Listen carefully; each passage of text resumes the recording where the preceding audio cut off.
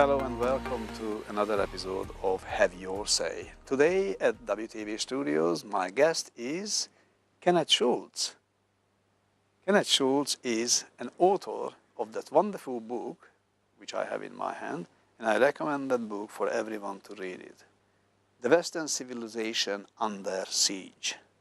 You serious about that? I'm absolutely serious about it. That's why I set about writing this book, because I'm concerned about where we're heading in the West, Western culture and Western civilization. And as far as I'm concerned, this book is a wake-up call that I want people to really take notice of what I'm saying, because I consider there are So what you're saying is, Ken, is the Western civilization is under siege. Second, you say in the second title of this book, the assault on Western civilization. And the third title, or subtitle, the second subtitle, the third title of the book is How the Western Civilization Can Be Saved. That's right. Okay, let's go for it. Right. So, how do you feel? What sort of threats the Western civilization has got? First of all, we're living in a very turbulent world, and it's turbulent by the economy and also by the finance. So, tell us something about the financial threat of the Western civilization. The West is awash with debt. In fact, most of the world is awash with debt. Throughout the years, politicians have been spending more and billing it up to our children and our grandchildren by offering bribes, if you like, to elect them at election time.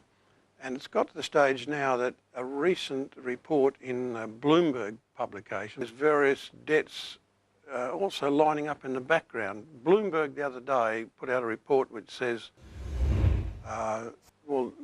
global debt is running over $200 trillion, not 200 billion, 200 trillion, an enormous amount of money. And then behind that, there's what is called the pension time bomb. That's another lot of money that is accruing there as liabilities, where pension funds throughout the world, they are providing future pensions but not providing the money for them. And they've worked out that by about 2050, when a lot of people will be calling in on these pension funds, the deficit will be another $200 trillion. So that's an enormous amount of money. And sooner or later, this is going to bring things to a head. You can't keep building up debt like this forever. One day, the system has to give. So you think the financial system anytime can collapse on us? Nobody knows when. It could be tomorrow, it could be 10 years down the track or whatever. And what is the danger of the finances collapsing on us? Well, how could you see that? If everyone is owing money to everyone, so who the hell are we owing the money to? So who lend that money to us? Well, how is it created? Well, it's created by book entries, really.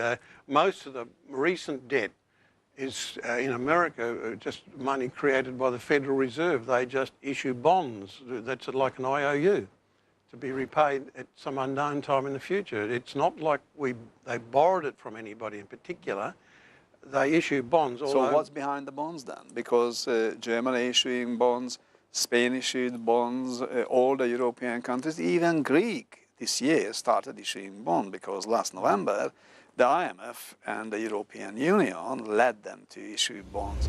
But you know what? No one wants to buy those bonds, and no bidding is went there. So no one buying the Greek ones, and so many other governments. But they're buying the American ones. Yes. America is considered... So what's behind the bonds, Ken? What is behind? How the bonds are, the government bonds backed up with? What are they backing it up just with? on the reputation of the United States, that's all. That's not too good. The reputation. Not too good. But that's what it is. If I'm buying bonds, definitely I'm not buying United States bonds. In this book of yours, which, as I said, I recommend for everyone to read it, because it's a good reading, it's an easy reading, and it's got things there which we have to think about. Like it or not, we have to think about it. It's got all these nice pictures. So are these pictures represent the enemy within, Yes, they do. So okay, tell us about these pictures and the people behind it. Well, those people represent the what is going on internally, where they're trying to undermine our system. All of those people are anti-capitalist. They want to overthrow capitalism and impose some other form. Some want to impose socialism, Marxism. Others want to impose Islam. But they're all working against the best interests of the West and Western civilization. For instance, the man at the top of the cover is Antonio Gramsci. And he came to the conclusion back... That young fellow in here. That's him. Sorry, Gramsci is in here. Yep. For everyone. Well, he was an Italian communist. And yes. The communists were working to overtake the world at that time through the Soviets, hoping that people would rise up and overthrow the government. And the world revolution is coming, and capitalism will collapse, and we will rule the world, and it's going to be better for everyone. Yeah. That's what they promised. Well, Gramsci came to the conclusion that it's not going to happen that way, that the West is Christianized and they've got Christian principles and loyalty, and he said the only way that the Soviets or the Marxists can win is to break down Western society so that it's more amenable to manipulation. And he said the Western world has to be de-Christianized, and he started what is called the Long March Through the Culture.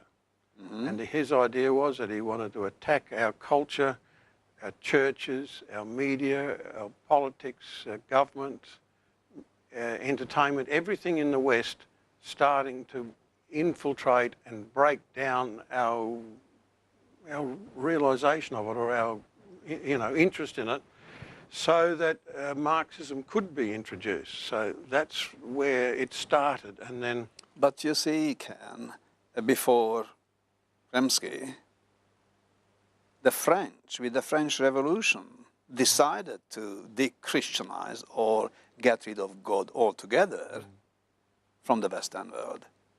So he is not as revolutionary as the French being before. So what's happened between the 18th and the 20th century? So how the French lost this fight against religion and church, what they started in the 700s, and Gramsci's picked up that whole thing in the 20th century. Well, that is true, that those French ideas were infiltrating through the system, and Marx and Engels and others took some hint of that, some notice of that. But it didn't go that far until people like Gramsci picked up on it, and then other people picked up on what Gramsci said and carried it forward in an organised way. Now we have to go for a break, but stay with us, because after the break we're coming back and talking to Ken about the danger of the Western societies and the enemies of Western societies.